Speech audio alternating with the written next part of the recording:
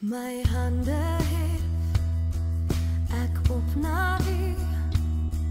Ek loof U naam en buig voor U, want U is hier, die koning van my hart.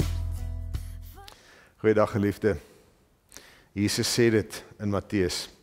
Jy moet die Here jou God lief hê met jou hele hart en met jou hele siel en met jou hele verstand. Met jou hele verstand. Gister en eergister het ons gehoor hoe dit alles van ons hele menswees eis, hoe dit alles van ons emosies vereis. En nou kom ons en hy sê op dieselfde trant met jou hele verstand. Hoor mooi, met jou hele verstand. Nie met 'n bietjie van jou verstand nie, nie met dit wat jy oor het van jou verstand nie, met jou hele verstand. Dis juist die verstand, die denke, die intellek, waarop ons vandag so trots is. Ons is die slimste mense wat ooit in hierdie wêreld geleef het. Want ons het die meeste inligting en ons is die mees ingeligte generasie wat daar ooit nog in hierdie wêreld geleef het. En ek hoor mense is baie trots op hulle denke. In argumente sal jy altyd hoor iemand wat sê, maar ek dink so. En daai wat daardie persoon sê, hy of sy dink, dis wat hulle dink, en jy kan hulle nie verander nie. Ons intellek is kosbaar, maar ons intellek is ook gevaarlik. Want dit is juist met ons hele intellek, wat Jesus sê, ons God moet lief hê. Daardie dinge wat vir ons so belangrik is, ons sal maklik vir iemand sê, maar ek gaan nie van plan verander nie, ek gaan nie van gedagte verander nie. En dit is so, ons verander moeilik van idee.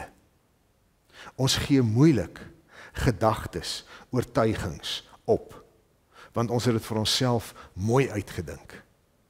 En elke ding wat ons glo, kan ons baie mooi en baie goed verwoord. Elke verskoning wat ons het, kan ons baie goed aanbied. Ons kan onsself uitstekend regverdig. Ons is meesters in ons tyd om onsself te regverdig. En nou kom sê Jesus, maar jy moet die Here jou God lief hê met al daai verstand van jou.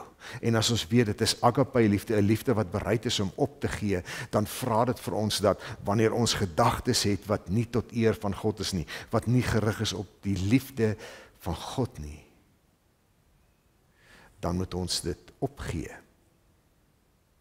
Liefde tot God wat jou hele verstand behels,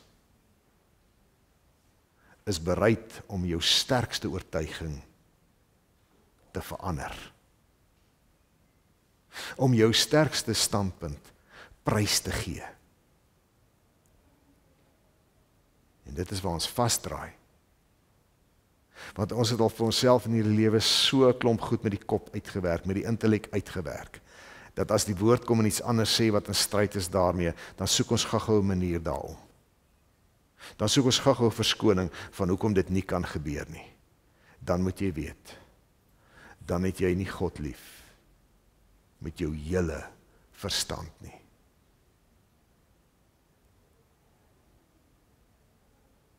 My gebed is dat hierdie wêreld sal leer, dat ek en jy elke dag sal leer wat dit is om ons gedagtes